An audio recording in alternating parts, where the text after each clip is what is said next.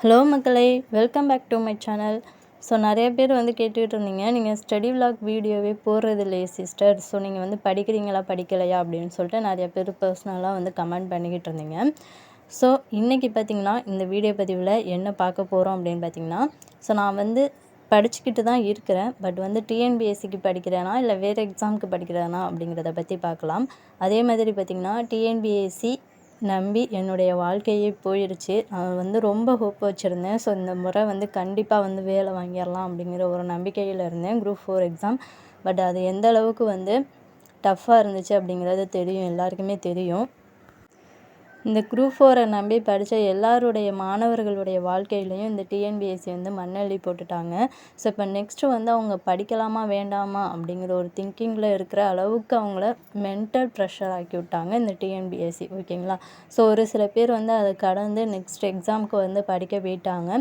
So இன்னும் ஒரு சில பேருக்கு வந்து அதை ஏற்றுக்கவே முடியலை. ஏன்னா வந்து இதுதான் நம்மளுடைய லாஸ்ட் அட்டம்ப்டாக இருக்கும். ஸோ இந்த முறை நம்ம கண்டிப்பாக வேலை வாங்கிடலாம் அப்படின்னு சொல்லிட்டு நிறையா பேர் வந்து படிச்சிருப்பாங்க. ஸோ அந்தளவுக்கு எஃபெக்ட் கொடுத்து படித்து நம்மளால் பாஸ் பண்ண முடியலை அப்படிங்கிறப்ப கொஞ்சம் வருத்தமாக தான் இருக்குது. ஸோ நானும் அந்த எண்ணத்தில் தான் வந்து படித்தேன். ஸோ இதை தான் வந்து நம்மளுடைய லாஸ்ட் அட்டம், கண்டிப்பாக வந்து நம்ம என்ன பண்ணிடணும், இந்த முறை வேலை வாங்கிடணும் அப்படின்னு சொல்லிட்டு தான் நான் குரூப் 4க்கு வந்து படிச்சுக்கிட்டு இருந்தேன். ஸோ ஸ்டார்டிங்லேருந்தே என்னுடைய ஹஸ்பண்ட் கூட சொல்லிகிட்டே இருந்தாங்க, ஸோ நீ டிஆர்பி படி, ஸோ அது கொஞ்சம் வேல்யூ, நீ டிஆர்பியே படி, ஏன் டிஎன்பிஎஸ்சி படிக்கிற அப்படின்னு சொல்லிட்டு என்கிட்ட வந்து சொல்லிகிட்டே இருந்தாங்க.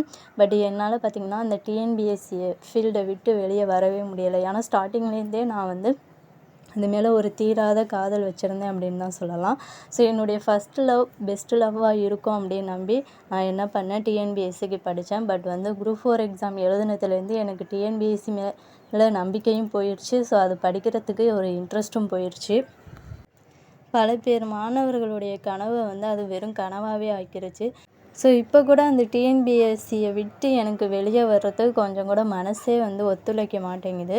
ஸோ நம்ம நெக்ஸ்ட்டு படிக்கலாம் அப்படின்னு சொல்லிட்டு, அதாவது டிஎன்பிஎஸ்சி விட்டு வேறு எக்ஸாமுக்கு படிக்கலாம். ஏன்னா நமக்கு அதுக்கான குவாலிஃபிகேஷன் இருக்குது. ஓகேங்களா? ஸோ டிஎன்பிஎஸ்சி விட்டு வேறு எக்ஸாமுக்கு படிக்கிறதுக்கான குவாலிஃபிகேஷன் எனக்கு இருக்குது. பட் ஸ்டார்டிங்லேருந்து அந்த டிஎன்பிஎஸ்சியே நம்பி படித்ததுனால அந்த ஃபீல்ட்லேருந்து வெளியே வர்றது அப்படிங்கிறது கொஞ்சம் கஷ்டமாக தான் இருந்துச்சு எனக்கு குரூப் 4 எக்ஸாம் எழுதுனதுக்கு அப்புறம். ஓகேங்களா? ஸோ அதுக்கப்புறம் பார்த்திங்கன்னா என்ன நானே ஆறுதல் படுத்திக்கிட்டேன். ஸோ இது வந்து அவ்வளோதான், இனிமேல் வந்து டிஎன்பிஎஸ்சி நம்பி படிக்கிறது வேஸ்ட்டு அப்படிங்கிற ஒரு மைண்ட் தாட் வந்து எனக்கு வந்துருச்சு. ஸோ இருந்தாலும் வேறு எக்ஸாமுக்கு படிக்கலாம் அப்படின்னு என் மைண்டு ஒத்துழைச்சாலும் என்னுடைய மனசு வந்து ஒத்துழைக்கவே இல்லை. ஸோ இருந்தாலும் நமக்கு வேறு வழி இல்லை, நம்ம இதுதான் லைஃப் அப்படின்னு நினச்சிட்டு உட்காந்துருந்தோம்னா இது நம்ம கடைசி வரைக்கும் உட்காந்தே இருக்க வேண்டியதுதான். ஏன்னா நமக்கு பார்த்திங்கன்னா நெக்ஸ்ட்டு ஃபேமிலி, ஸோ ஃபேமிலிக்கான இன்கம் வேணும். ஸோ அதனால் வந்து ஒருத்தவங்களுடைய இன்கம்மை வச்சு இந்த காலகட்டத்தில் ஒன்றுமே பண்ண முடியாது. ஸோ அதனால் வந்து நம்ம கண்டிப்பாக வேலைக்கு போயே ஆகணும். அதுக்கு தான் வந்து எல்லோரும் வந்து கண்டிப்பாக படிங்க அப்படிங்கிறது இங்கே வந்து நான் மெயினாக வைக்கிறேன். ஸோ நிறைய பேர் வந்து 12th வரைக்கும் தான் முடிச்சிருப்பீங்க. ஸோ அவங்களுக்கு வந்து குரூப் 4 மட்டும்தான் ஒரு சான்ஸாக இருக்கும். ஸோ இந்த இந்த நிலமையில வந்து அவங்கள நினைக்கும் போது எனக்கு ரொம்பவே கஷ்டமாக இருக்குது.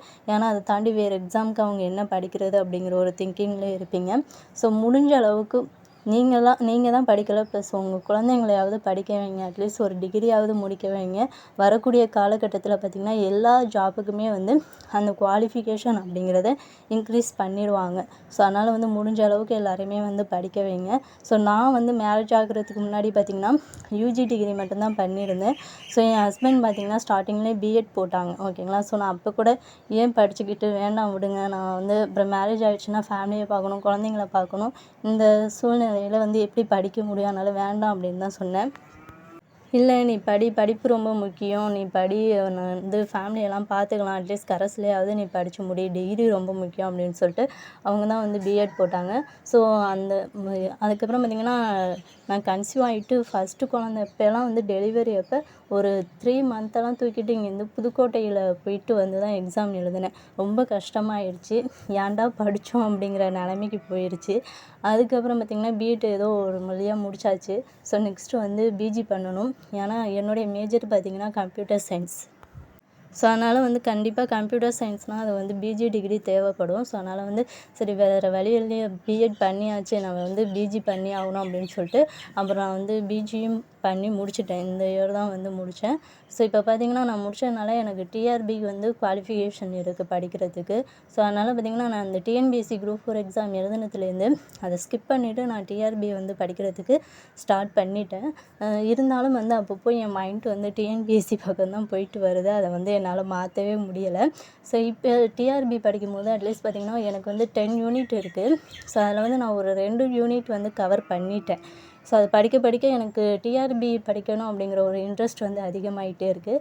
ஏன்னா அது நம்மளுடைய மேஜர். ஸோ இது வரைக்கும் காலேஜில் வந்து நம்ம எதுவுமே வந்து சும்மா மேலோட்டமாக படிச்சிருப்போம். ஸோ எக்ஸாம் பாஸ் பண்ணால் போதும், அரியர் இல்லாமல் கிளியர் பண்ணால் போதும் அப்படின்னு சொல்லிட்டு தான் படிச்சிருப்போம். ஸோ அதை வந்து புரிஞ்சு படிச்சிருக்க மாட்டோம். பட் இப்போ வந்து கான்செப்ட் வைஸ் வந்து நல்லா புரிஞ்சு படிக்கிறதுனால ஸோ அது வந்து கொஞ்சம் இன்ட்ரெஸ்ட்டாக இருக்குது. ஏன்னா நம்மளுடைய மேஜர் நம்ம கற்றுக்குறோமே அப்படின்னு சொல்லிட்டு அது படிக்கிறதுக்கு கொஞ்சம் இன்ட்ரெஸ்ட்டாக இருக்குது. இப்போ என்னுடைய செகண்ட் லவ் அப்படின்னு பார்த்திங்கன்னா டிஆர்பி தான். ஸோ டிஆர்பிக்கு ப்ரிப்பேர் பண்ணிக்கிட்டு இருக்கேன். ஸோ இதாவது சக்ஸஸ் ஆகுமா அப்படிங்கிறது தெரியலை. பட் கான்ஃபிடென்ட்டோடு இருக்கிறேன், கண்டிப்பாக சக்ஸஸ் பண்ணிடுவோம் அப்படின்னு சொல்லிட்டு. ஸோ பார்க்கலாம். எக்ஸாம் வந்து பார்த்திங்கன்னா October 12 வந்து எக்ஸாம் இருக்குது. ஸோ அதனால் வந்து தான் நான் ரொம்ப நாளாக கொஞ்சம் ஸ்டடி விலாக் வீடியோலாம் போட முடியலை. ஸோ நிறையா பேர் வந்து கேட்டுக்கிட்டே இருந்தீங்க. ஸோ கம்மியான நாட்கள் இருக்குது. நான் இப்போ தான் வந்து ஃப்ரெஷ்ஷர் டிஆர்பி எக்ஸாமுக்கு இப்போ தான் புதுசாக படிக்கிறேன். ஸோ அதனால் வந்து கொஞ்சம் அதில் படிக்கிறதுல கான்சன்ட்ரேஷன் பண்ணுறதுனால என்னால் வீடியோ கொடுக்க முடியலை. ஸோ நிறைய பேர் குரூப் 2க்கு ப்ரிப்பேர் பண்ணி படிச்சுட்டே இருங்க. பட் நெக்ஸ்ட் இயர் குரூப் 4க்கு வந்து ப்ரிப்பேர் பண்ணுறதுக்கு நிறையா பேர் வந்து ஒரு திங்கிங்கில் இருப்பீங்க, படிக்கலாமா வேண்டாமா அப்படின்னு சொல்லிட்டு. ஸோ நீங்கள் 10th 12th குவாலிஃபிகேஷன் வச்சுருந்தீங்கன்னா ஸோ உங்களுக்கான ஒரு சான்ஸு எக்ஸாமுக்கு வந்து கிளியர் பண்ணுறதுக்கு அப்படின்னு பார்த்திங்கன்னா நீங்கள் டிகோப் பண்ணுங்கள். நான் ஆல்ரெடி ஒரு வீடியோ பதிவில் சொல்லியிருப்பேன். அது 1 இயர் கோர்ஸ் தான். ஸோ நீங்கள் வந்து அதை அப்ளை பண்ணும்போதே, அதாவது அந்த கோர்ஸ் பண்ணிகிட்டு இருக்கும்போதே உங்களுக்கு எக்ஸாம் கால்ஃபர் வந்தால் நீங்கள் எக்ஸாம் எழுதலாம் அப்படின்னு சொல்லியிருந்தேன்.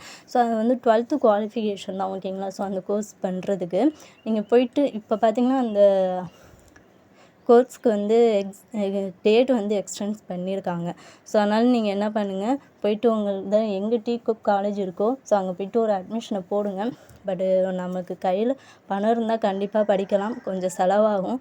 ஸோ நீங்கள் வந்து 12th குவாலிஃபிகேஷன் தான் இருக்குது, இதை வச்சுக்கிட்டு நம்ம குரூப் 4 மட்டும்தான் எழுதணும்னு நம்பி இருந்தீங்கன்னா நம்மளுடைய லைஃபே வந்து வேஸ்ட் ஆகிடும். ஸோ முடிஞ்ச அளவுக்கு அதர் சைடில் ஏதாவது எக்ஸாம் இருக்கா அப்படின்னு ட்ரை பண்ணி பாருங்கள். ஸோ இப்போ இந்த டேட் எக்ஸ்டெண்ட் பண்ணியிருக்கனால நீங்கள் போய்ட்டு இந்த கோர்ஸ் போட்டு என்ன பண்ணிடலாம், இந்த எக்ஸாமுக்கு அப்ளை பண்ணிடலாம். ஸோ நீங்கள் வந்து இப்போ இருக்கிற நாட்களில் அந்த எக்ஸாம் கூட நீங்கள் ப்ரிப்பேர் பண்ணி என்ன பண்ணலாம், எக்ஸாம் வந்து அட்டென்ட் பண்ணி பார்க்கலாம், ஓகேங்களா. ஸோ இதை முடிச்சுட்டு கூட நீங்கள் என்ன பண்ணலாம், குரூப் 4க்கு வந்து ப்ரிப்பேர் பண்ணலாம். ஏன்னா நெக்ஸ்ட் இயர் தான் குரூப் 4 வருது. ஸோ இப்போ இந்த டிகோப்க்கு பார்த்திங்கன்னா கால்ஃபரும் வந்திருக்கு. அதே டைம் பார்த்திங்கன்னா அந்த கோர்ஸ் படிக்கிறதுக்கு டேட்டும் எக்ஸ்டெண்ட் பண்ணியிருக்காங்க. ஸோ இது பார்த்திங்கன்னா ரெகுலர் கோர்ஸ் தான். ஒரு நாளைக்கு வந்து 2-3 ஹவர்ஸ் தான் வந்து கிளாஸ் இருக்கும். இது வந்து கரஸில் இல்லை, போன வருஷத்தோடைய கரஸில் முடிஞ்சிருச்சு. நான் இந்த கோர்ஸ் பண்ணுறதுக்கு நான் போன வருஷமே வந்து ட்ரை பண்ணேன், என்னால் முடியலை. ஸோ அதனால் வந்து இந்த வருஷம் வந்து கோர்ஸ் போடலாம் அப்படின்னு ஒரு பிளானில் இருக்கேன். இதையும் வந்து முடிச்சு வச்சுக்கலாம் அப்படின்னு சொல்லிட்டு ஒரு பிளானில் இருக்கிறேன். பார்க்கலாம் முடிக்க முடியுதா நான். ஸோ நீங்கள் வந்து 10th 12th குவாலிஃபிகேஷன் வச்சுருந்தீங்கன்னா இந்த கோர்ஸ் பண்ணுங்கள். சைட் பை இந்த கோர்ஸ் பண்ணிட்டு அந்த எக்ஸாமுக்கு ப்ரிப்பேர் பண்ணுங்கள். ஸோ இப்போ உட்காந்து அந்த எக்ஸாமுக்கு ப்ரிப்பேர் பண்ணி முடிச்சுட்டு ஸோ நெக்ஸ்ட் இயர் கூட நீங்கள் குரூப் 4க்கு வந்து படிக்கலாம், ஓகேங்களா. ஸோ நமக்கு வந்து குரூப் 4 மட்டும்தான் இருக்குது அப்படின்னு நம்பி படிக்கிறவங்களுக்கு இது ஒரு சான்ஸ், ஓகேங்களா. ஸோ அதனால் வந்து இதை ட்ரை பண்ணி பாருங்கள். இதுலேயும் பார்த்திங்கன்னா ஜாப் வேக்கன்சி வந்து நிறையாவே இருக்குது. ஸோ அதனால் வந்து முடிஞ்ச அளவுக்கு படித்து எக்ஸாம் வந்து கிளியர் பண்ண பாருங்கள். ஸோ நான் பார்த்திங்கன்னா குரூப் 4க்கு படிக்கலை. ஸோ டிஆர்பி ப்ரிப்பேர் பண்ணிக்கிட்டு இருக்கேன். இருந்தாலும் உங்களுக்கு குரூப் 4க்கான கைட்னன்ஸு ப்ளஸ் அதாவது மெட்டீரியல்ஸ் எல்லாம் கிடச்சா அப்பப்போ வந்து நான் உங்களுக்கு ஷேர் பண்ணுறேன். ஸோ தொடர்ந்து நம்மளுடைய சேனலை ஃபாலோ பண்ணுங்கள். Thank you to all. நெக்ஸ்ட் வீடியோவில் பார்க்கலாம்.